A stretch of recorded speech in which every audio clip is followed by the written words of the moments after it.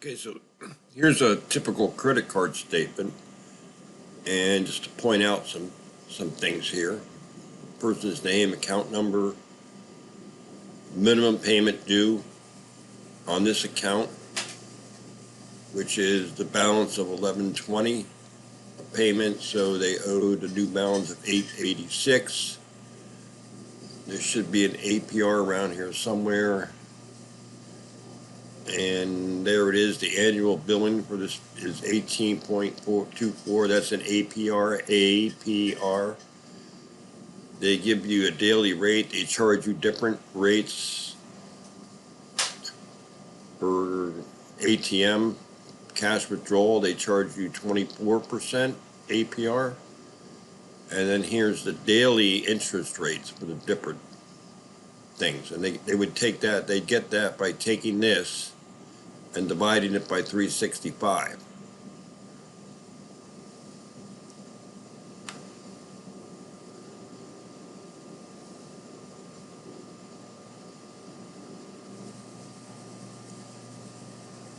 Now, this interest rate here is going to be highly dependent. Well, even if you can get a credit card, it's highly dependent on your credit card score. And there's a distribution of credit card scores and what percentage of people fall within those ranges. So it's going to be, well, you're not going to get a credit card score if you're in this range. Maybe the higher end you might, but it's going to be a lot more interest. It says 66% of all Americans have a good score, which is from here all the way to here. This would be excellence, exceptional.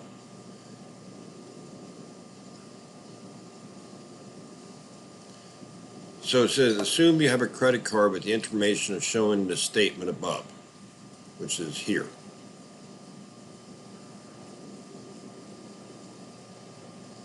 Your APR is based on your credit card score, which we just went over. And the interest rate is set by the Federal Reserve Bank. So it's a combination of two things.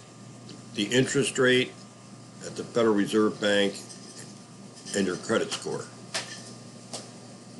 Interest rates on credit cards, adjustable rate mortgages, home equity lines of credit, and some students like loans are likely to rise when the Federal Reserve Bank increases the interest rate.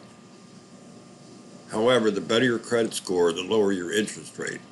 So you got two things affecting how much you pay on several different items, from student loans to mortgages, adjustable rate mortgages, credit cards. One is your credit score, and two is the Federal Reserve rate, which was 2.5% in 2019.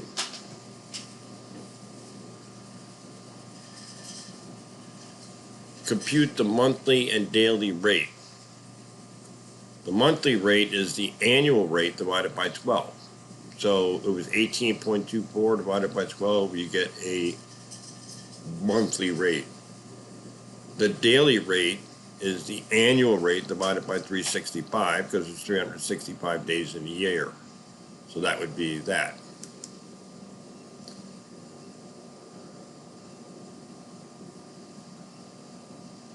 So we're going to go through this one here. Using a beginning balance of $1,500, which I'm going to put right here, and an APR of 18.24% and a minimum payment of $45, complete the following table. All right, so if I have a balance of $1,500 and I carried that balance for a month, and that's what it shows up on my card, I'm going to pay interest, and I'm going to do this a short way. Let me move this down.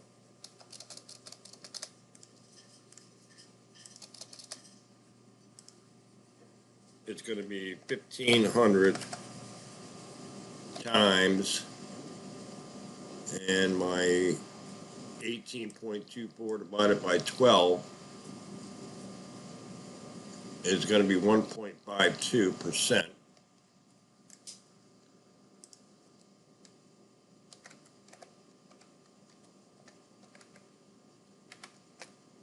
So I want 1.52% of 1,500. We did it with the proportion before. I'm doing it this way now. And that's going to be equal to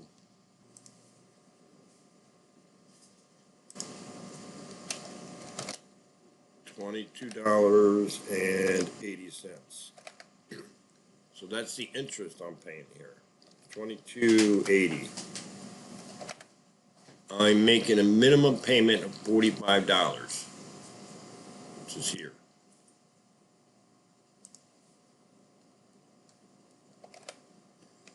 So my new balance at the end of the month is going to be, I'm going to put it here, 1,500. I'm going to add to that the interest, and I'm going to subtract from that the payment, which makes sense, right? Balance, balance plus interest minus payment. That's going to be my balance at the end of the month.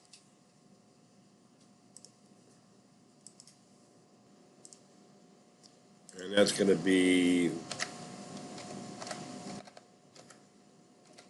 1,477.80. And that I will put right here.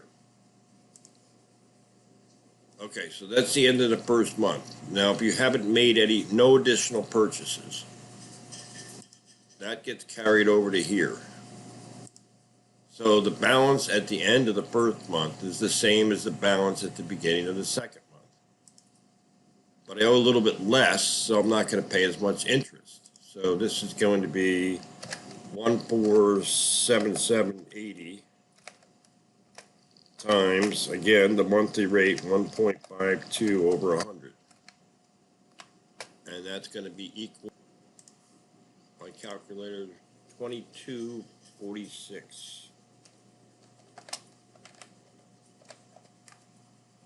So I can put that here. And I'm going to make my minimum payment of I'm going to make a payment of $45. And so my balance at the end of the second month is going to be $1,477.80 plus 22.46, because the interest gets added to the balance. That's what they're charging you to borrow that much money. But then from that, I'm going to subtract $45. And that will give me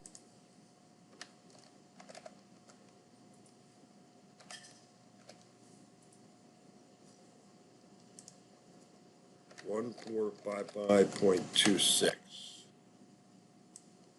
And I will put that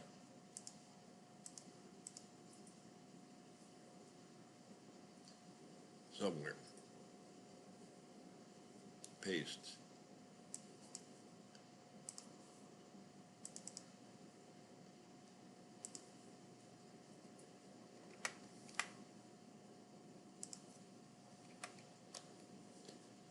Notice my interest went down because I owed less, right?